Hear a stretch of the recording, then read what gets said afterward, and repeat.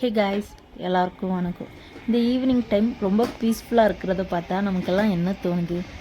நம்ம வாழ்க்கையும் இந்த மாதிரி அமைதியாக இருக்காதா அப்படின்னு தோணுது தானே. ஆனால் கண்டிப்பாக அது நடக்காது.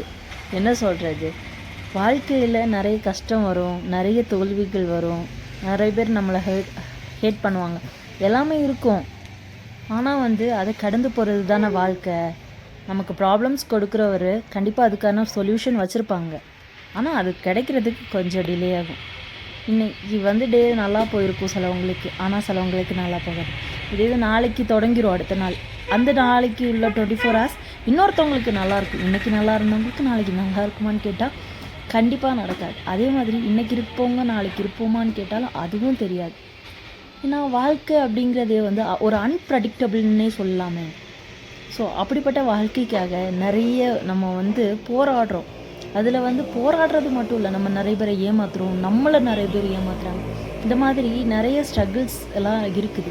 நம்ம இருக்கிறது ஒரு லைஃப். அந்த லைஃப்பை எவ்வளோ என்ஜாய் பண்ணணுமோ, எவ்வளோ ரசிக்கணுமோ, நம்ம இயற்கையோடு சேர்ந்து நம்ம லைஃப்பை நம்ம ரசித்து வாழ்வோம்.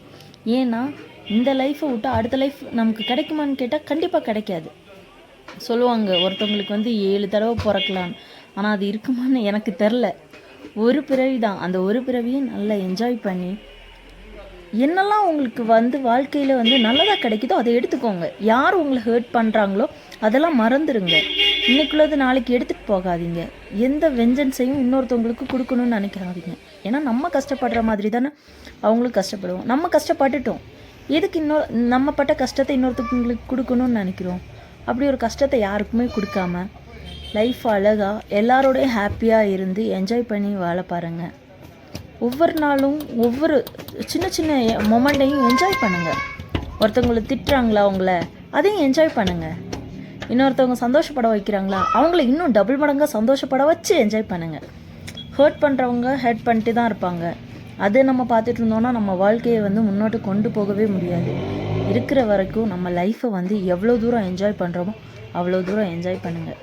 பேசிக்காக எல்லாருமே என்ன பண்ணுறாங்க, இப்போ மோஸ்ட்லி எல்லோரும் என்ஜாய் பண்ணுறாங்க. ஆனால் என்ஜாய் பண்ணும்போது அட் த சேம் டைம் யோசிப்பாங்க, நம்ம அவங்க நம்மளை ஹர்ட் பண்ணிட்டாங்க, அவங்களுக்கு நம்ம ரிவெஞ்ச் கொடுக்கணும்.